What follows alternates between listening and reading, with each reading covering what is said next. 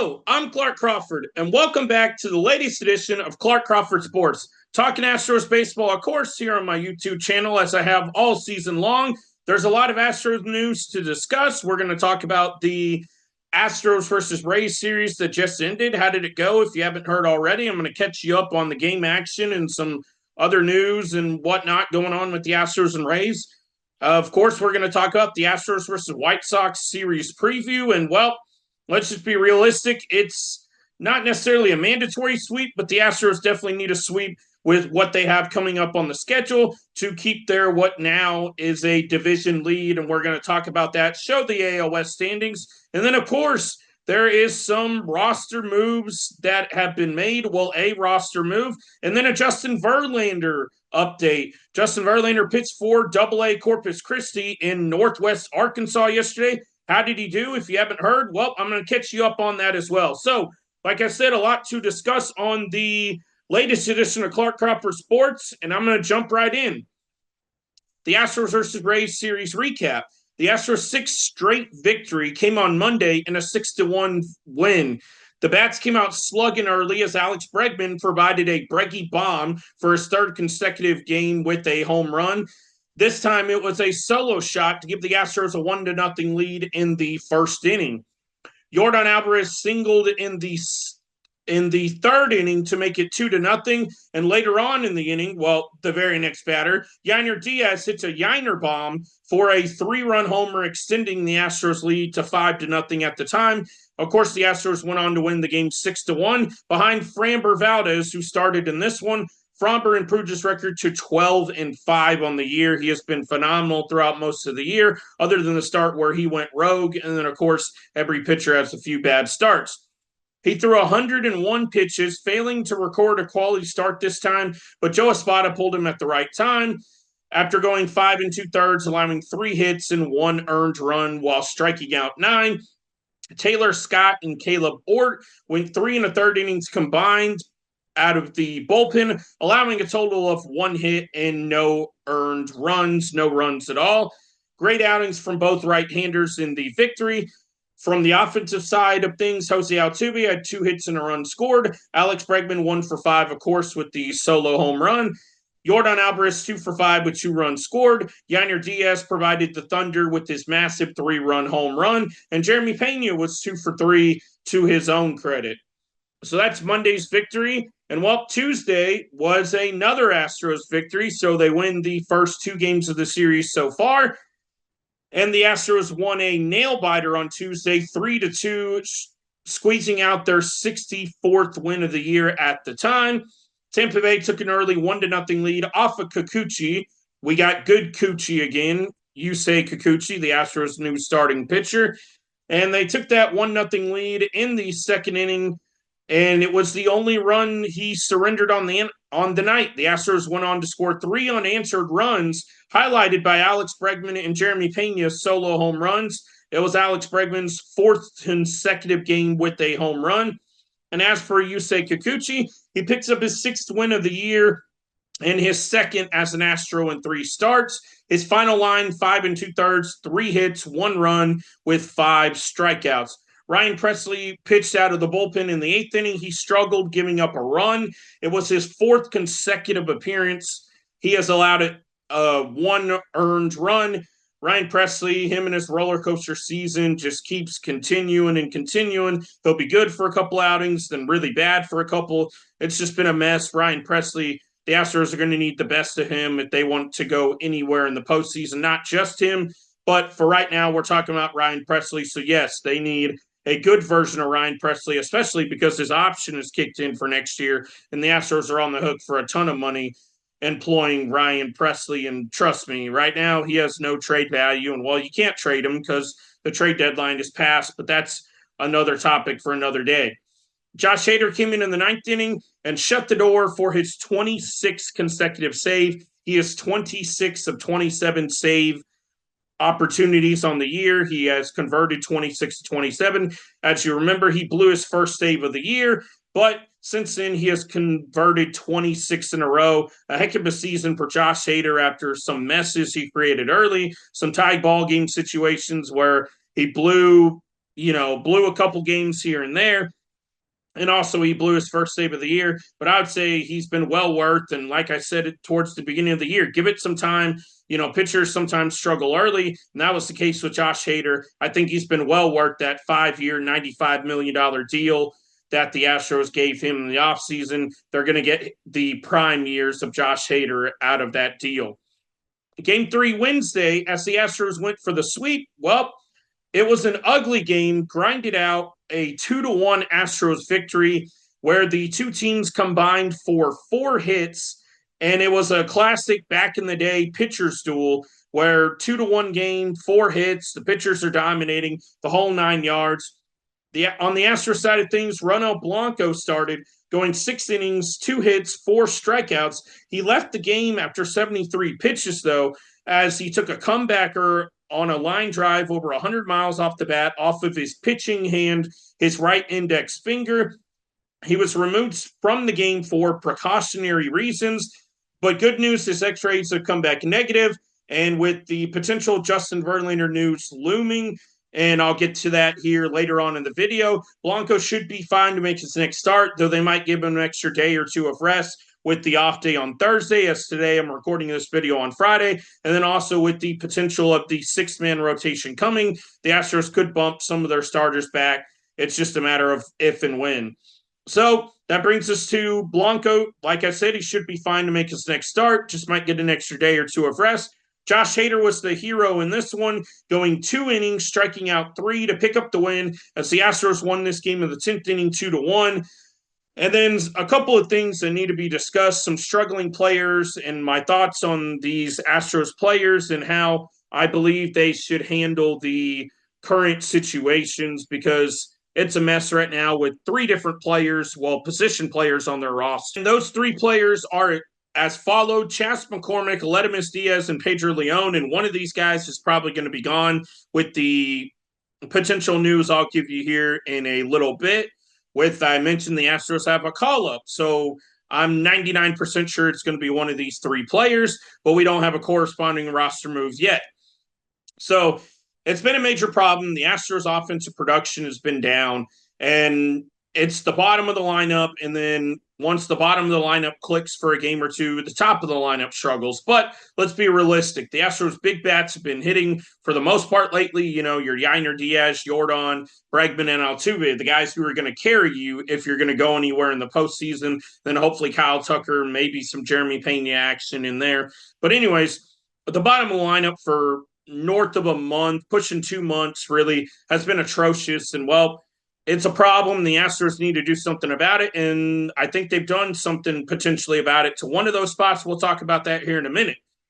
Chas McCormick goes 0 for 4 with the golden sombrero that he completed, 0 for 4 with 4 strikeouts. Chas is hitting right around 200, maybe a little below. I haven't looked at his numbers, but they're painful to look at, but he's right around that 200 mark. It is atrocious. Chas McCormick, what happened to you? Can we please get the 2023 Chas back? But I think that is long gone for the case of 2024, and it's atrocious. Now, as for Aledmys Diaz roster spot, the Astros, in my opinion, should call up Cesar Salazar to DFA Aledmys Diaz. Aledmys Diaz played 2 games, appeared in 2 games right as he got called up about a month ago now, and he had 4 at-bats. He went 0 for 4 with 2 strikeouts, and he hasn't played since.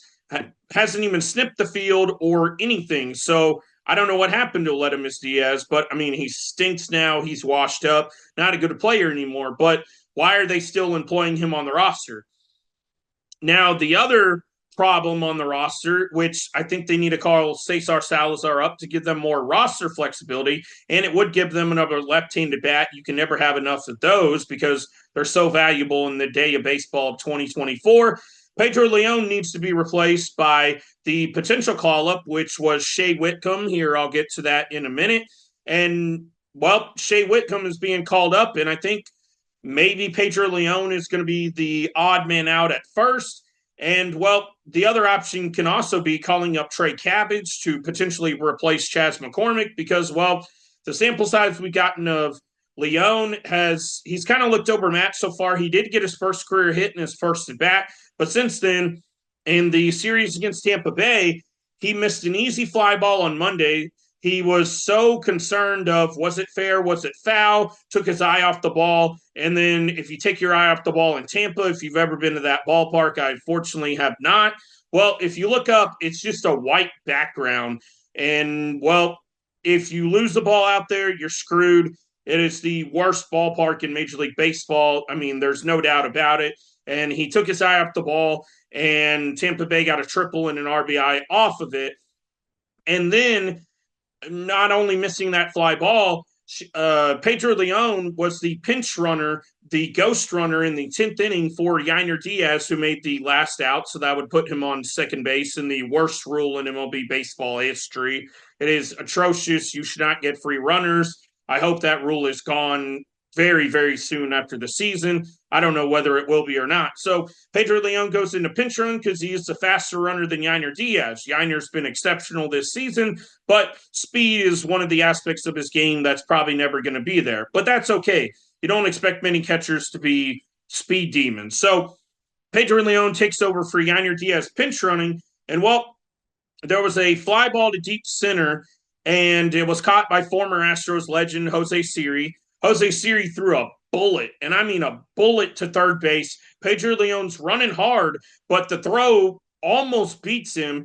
There was a tag made, but Pedro Leon was barely safe, and Astros third base coach Gary Pettis was going, hey, get down, slide. He does not slide, ignores it, and was nearly tagged out, and the Astros could have very well lost that game. Obviously, there's several reasons, but that could have been a key contributing factor in extra innings of, hey, you almost screwed the pooch and helped cost the Astros the game. He would not have been the only reason, but it would have been a major factor in that game. So Pedro Leon, a poor base running decision of not sliding on a close play when he was nearly tagged out, just barely by inches, on a hell of a throw by Jose Siri. So hats off to Jose Siri for that throw. And, well, he made a mistake, and it could have cost the Astros. So Chas McCormick, Aledmus Diaz, and Pedro Leon all need to go. Shea Whitcomb has been called up. And then I would also get Cesar Salazar and Trey Cabbage up for those three players. And then, of course, when you can attach a 27th and 28th players at the beginning of September, that's when you could bring Kyle Tucker back up and just keep all of those guys ready to go. And then, of course, the guy I would leave off the potential postseason roster out of those three would be Trey Cabbage. So that would give you Salazar, Tucker, Whitcomb. You'd have plenty of roster flexibility and go from there. So the Astros are considering all of these things. I'm sure they are. Zenzo might play some left field, and Shea Whitcomb can play some first base and some corner outfield, maybe some third base as well. He's kind of a utility player. Zenzo can kind of be the same. So it's going to be interesting to see what happens with the Astros. Now, does that mean John Singleton gets phased out? Zach Zenzo's up. Now Shea Whitcomb is up. There's a lot of extra options and hopefully less holes in the lineup. Now, how much Whitcomb's going to play, I have no idea. I think he has a decent chance to play a pretty solid amount, depending on who's hitting and who's not. Maybe a start or two in left field here or there. Maybe he gets one start at third base to give Alex Bregman a DH day just to get him in the lineup. I'm not saying bench Bregman or anything, nothing crazy. I'm just thinking at some point, at least once through the rest of the regular season, Bregman gets a DH day to keep his bat in the lineup. I know Bregman's not a fan of that, but tough, get Whitcomb in the lineup once at third base, once at short, once 3 or 4 times at first base, kind of move some guys around. We'll see what happens. So the cat is out of the bag. The Astros, as you probably already heard with the news this morning, it was broken early this morning. And, well, you are going to meet Astros newcomer Shea Whitcomb, as he has been called up by the Astros. It's been reported all morning. Astros call up 14th ranked prospect Shea Whitcomb. He has a 908 OPS at Sugarland this year with 25 homers, 26 steals. I wouldn't call him a speed demon, but he can get you a bag if you need it, and 91 RBIs and 413 at-bats. Brian McTaggart reports he's at AAA Sugarland now with the Astros. He can play all over the infield and even a few games at first base. And as I was alluding to, no other roster move has been made. Shea Whitcomb also has to be added to the 40-man roster, so it'll be interesting to see who gets booted from the 40-man roster. And also, we don't know the official corresponding roster move yet for Shea Whitcomb. So let's meet Shea Whitcomb. He is Shea Whitcomb. He was drafted in 2020 by the Astros, a fifth-round pick, number 160 overall out of UC San Diego. He was born in 98. He will be 26 in September. Not necessarily one of the Astros' top prospects. He was 14th overall ranked, but he's 26. I don't expect a massive impact. He could have some good stretches for the Astros and stick around for multiple seasons, but let's not act like he was a Yordan Alvarez or a Kyle Tucker, coming up from the minor leagues, big top 100 prospects. So let's settle down there and see what Shea Whitcomb can do. I think it can be an upgrade, at least for the 2024 season and beyond. A young, cheap player who can hopefully provide you something, definitely provide some roster flexibility and be kind of a utility kind of guy, even though the Astros already have Mauricio Dubon for that. But you can never have enough guys who can play multiple positions. So that is going to be very interesting to see how they use Shea Whitcomb. So exciting news is Justin Verlander in his second rehab start pitched for Corpus Christi last night in Northwest Arkansas. As this tweet from the Corpus Christi Hooks reporting on the Verlander news, topping out at 96 miles an hour, 41-year-old Justin Verlander dispatched 10 of the final 11 batters to finish this night, striking out the side in a perfect fourth inning.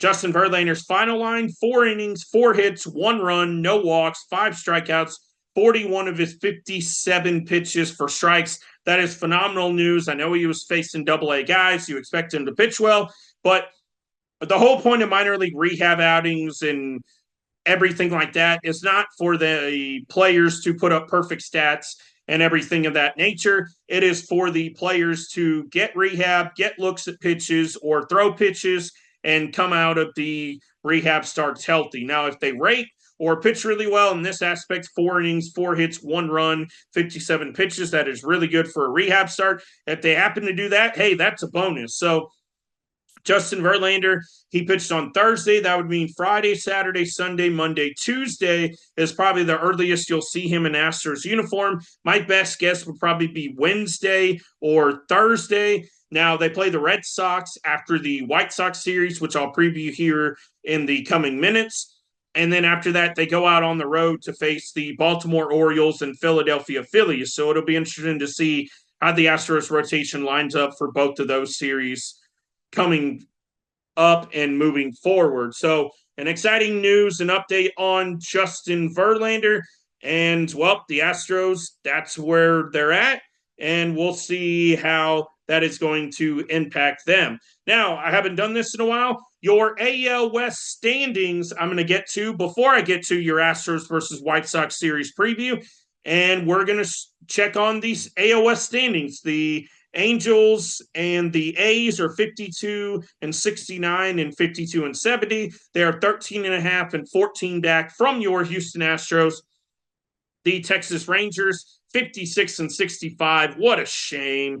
Their World Series was clearly a fluke, and all of us Astro fans love to see it. And if you look at the far right here, their playoff odds are 1%. What a shame. You hate to see it. And the Seattle Mariners, who are 4 and 6 in their last 10, are 63 and 59, a full 3 games back behind your Houston Astros, as they were just swept with the loss yesterday against the Detroit Tigers. So thank you, AJ Hinch, going 5-1 over the past couple weeks against the Seattle Mariners, and it really should have been 6-0. We're going to forgive you for that one loss that the Tigers should have had, or the one win the Tigers should have had against the Mariners. But nonetheless, the Astros are 3 games ahead of the Seattle Mariners, the season high. And of course, the Astros have won 8 in a row as well, and they are 8-2 over their last 10. Before we get into your Astros versus White Sox series preview that's coming up at Minute Maid Park on Friday night, we've got to take a look back at what happened in the previous series between the Astros and the White Sox, which was June 18th, 19th, and 20th in Chicago. And game 1 of that series, the Astros lost 2-0. It was the lowest of lows this season as the Astros fell to 33 and 40. After that loss, Framber Valdez pitched in that game 6 innings, 2 hits, 2 earned runs, and 5 strikeouts. Also had 5 walks.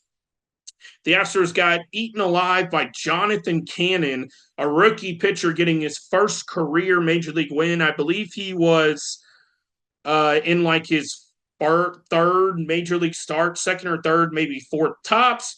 And well, he mowed the Astros down all night long, giving up 7 hits in 8 2/3 innings, 4 strikeouts, 1 walk. The Astros had a few opportunities in that game, but failed to do anything with them. This was a game without Yordan Alvarez, no Kyle Tucker, of course. Alex Bregman 2 for 4, 2 for 3, Trey Cabbage, and nobody else really showed up. And well, Rafael Montero even pitched a scoreless inning in this game. That shows you how bad the Astros were in that game. They let Jonathan Cannon, who was in like his third or fourth career start, as I mentioned, mow them down, and that was the lowest of lows in the regular season. I mean, it was a painful, painful loss. So then the Astros in game 2 of that series, Hunter Brown, during the beginning of his great, spectacular scoreless or consecutive quality start streak. He went 6 innings in this one, 7 hits, 1 earned run. The Astros win 4-1.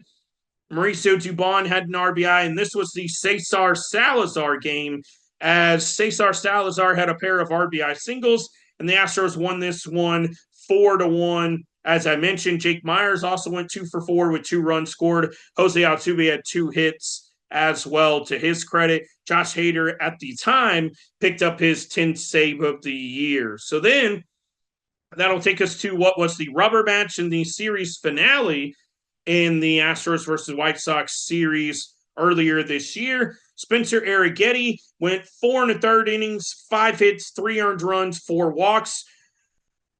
Joe Espada pulled him at the right time in this game as the Astros won 5-3. Taylor Scott came and relieved him, 1 2/3, no runs, no earned runs, 1 walk, 2 strikeouts, picking up the win. He was 3-2 at the time. Josh Hader, 11th save, back-to-back saves for him. Yordan Alvarez hit a home run in this one, driving in 2 runs as the Astros won 5-3. Altuve had an RBI in this one, going 1 for 4. Alex Bregman 3 for 5. Yordan 3 for 5 with the homer. And the Astros took care of business against the White Sox, going 2-1. So that takes us to the Astros and White Sox. It is a 2-1 series, and we will see how it turns in Minute Maid Park, how things turn out. The Astros and White Sox will play for their second and final time series in Houston on Friday night. We have a pitching matchup of left-handed pitcher Garrett Crochet, 6-9, a 3.65 ERA, 120 2/3 innings pitched, 99 hits, 167 strikeouts, versus Spencer Arrighetti, 5-10 with a 5.14 ERA, 105 innings, 102 hits, 129 strikeouts. That will kick off the series for the two teams, that pitching matchup. That'll bring us to Garrett Crochet's game logs, as he did pitch against the Astros earlier this season. We will see if the Astros can give him another loss, as they did earlier in the year in June.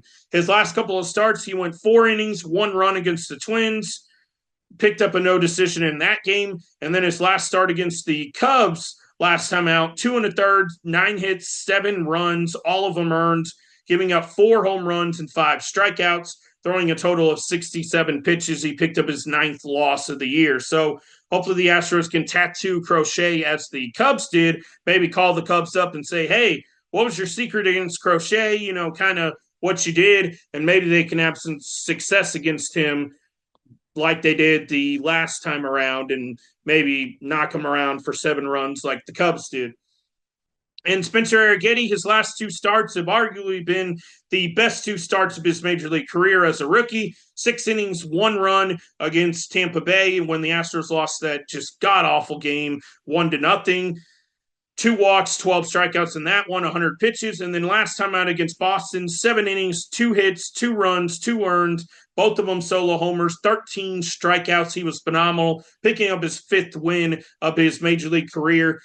I mean, not much more can be said about how dominant Eric Eddy has been as of late. 13 innings over his last 2 starts, only 3 runs.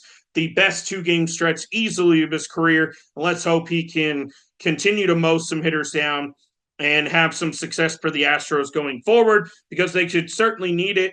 And especially if Eric Eddy's pitching well in a potential 6-man rotation coming up, man, that's a huge bonus for the Astros going forward. That brings us to Game 2, the pitching matchup. Chris Flexen, a battle of right-handers, and Hunter Brown for the Astros at Minute Maid Park on Saturday. Flexen is 2-11, a 5.34 ERA, 118 innings pitched, 127 hits, 84 strikeouts. Hunter Brown, 10-7, a 3.96 ERA. His ERA under 4 for the year. Let's hope it stays that way, and he has a good start against the White Sox. 127 and a third innings pitched, 126 hits, and 139 strikeouts. Strikeout numbers have been better since his quality start streak, way back in May and June. And of course, he doesn't have a streak right now, but I think he can get another one going. So Chris Flexen, realistically, he should be in the minor leagues right now or not even on a team, but the White Sox aren't even trying to lose games, so it really doesn't matter to them.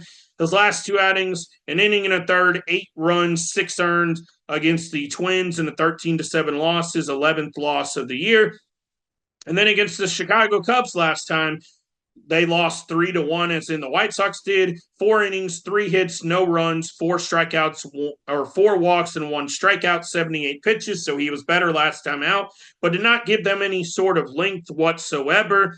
And the Astros, he faced them on June 20th, 6 innings, 5 hits, 1 run, 1 earned, a solo home run, 96 pitches, 6 strikeouts. But the Astros were able to beat the White Sox in that one 5-3 with a late rally. So let's hope the Astros have much better success against Flexen this next time around, because, well, in that start, he was pretty dominant. And a 2-11 pitcher dominating you was just classic Astros since 2017. The bad pitchers seem to dominate them, and more times than not, the better pitchers, the aces of the staff, the Astros tend to have success against them. Hunter Brown's last 2 starts, as we go through his game logs, he went 6 innings against the Rangers in a 4-3 loss, 3 hits, 1 run, 1 earned, 2 walks, 4 strikeouts. The last loss for the Astros on the record as I record this video on Friday. That loss was the previous Monday, as we were on the 16th. The Astros have not lost since the 5th as of right now. And then Hunter Brown picks up his 10th win of the year and a 10-2 win against the Boston Red Sox on Sunday. 5 1/3, 5 hits, 2 runs, 2 earned, 2 walks, 9 strikeouts, 95 pitches. Hunter Brown got into a jam in the 6th inning in that one. The Astros decided to just be cautionary, maybe give Hunter Brown a few less pitches on his arm. I think he could very well have finished the 6th inning, but he might have given up like 5 or 6 runs. I think the Astros were fine at that point, as they were dominating in that game already. And so no harm in resting Hunter Brown a little bit, keeping that arm hopefully a little fresher, and hopefully he'll be good to go for another 6 to 7 innings next time out against the White Sox on Saturday. And that'll bring us to Game 3, the series finale and the season finale between these two teams. We'll have a battle of southpaws, Ky Bush versus Framber Valdez. Ky Bush, 0-1 with a 5.19 ERA in 8 2/3 innings, 8 hits, 5 strikeouts, and 12 walks. So that 12 walks is alarming. Maybe the Astros should be a little more patient with Ky Bush on the mound. Let him come to you. A 231 whip is absolutely just bizarre, and that's and that is a astronomically high number. So the Astros need to be patient, wait for him to throw you a mistake and hit it all around the ballpark. I know it's a small sample size, but that is an astronomical whip number. And Framber Valdez, 12-5 with a 3.38 ERA, 117 whip, 130 2/3 innings pitched, 111 hits, 122 strikeouts on the year. Ky Bush, as we go through his game logs, he is a rookie, a young pitcher. He's 24 years old. He's had 2 starts, 4 innings of 3 runs against the Oakland A's in his first loss. of the year in his only loss. And then in a 12-2 win against the Yankees, he gets a no decision, 4 2/3, 6 hits, 2 runs, 2 earned, 97 pitches, 7 walks in that one. So 7 walks and 5 walks is not good.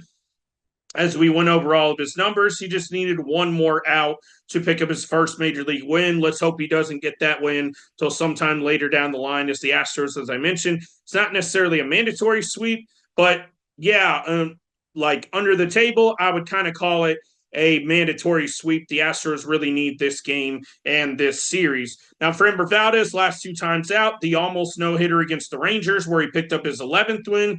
He has picked up a win in 4 consecutive starts. And if you go all the way back to July 4th, that's 1, 2, 3, 4, 5, 6, 7. He has picked up a win in 6 out of his last 7 starts. He has been on one heck of a run.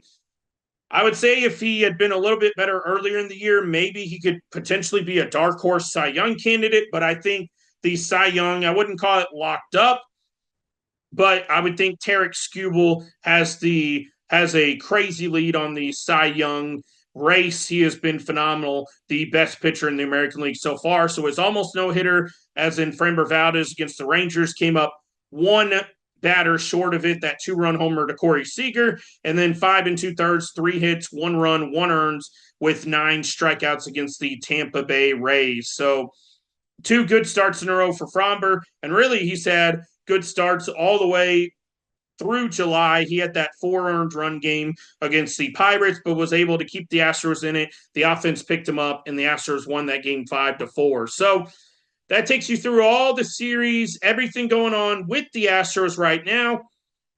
And I also gave you Shea Whitcomb. He's coming up. The Astros called him up early this morning as I record this video on Friday. The Justin Verlander latest news on him. We don't have a real Kyle Tucker update. I'm not getting into that right now. When he starts a hopeful minor league rehab soon, I will give a Kyle Tucker next update then. But until then, there's no point talking about it. Look, he's just not here right now, and I just don't want to hear Astros fans, because I see it every day on social media. Oh, what about Kyle Tucker this, Kyle Tucker that? How about we just hush and be patient and wait for them to tell us what's next on Kyle Tucker? Stop asking about him every day, because they're not going to provide an everyday update. So at least I'm smart enough to figure that out. I wish other people were, but it is what it is, to each their own. So that's going to do it on the latest edition of Clark Crawford Sports. I gave you an Astros versus Rays series recap, Astros versus White Sox series preview. It's not a necessarily must sweep, but under the table, I would call it a mandatory sweep with your schedule coming up, toughening up. The Red Sox, then the Orioles, then the Phillies, then the Royals are your next 4 series. That is a heck of a 13-game stretch right there.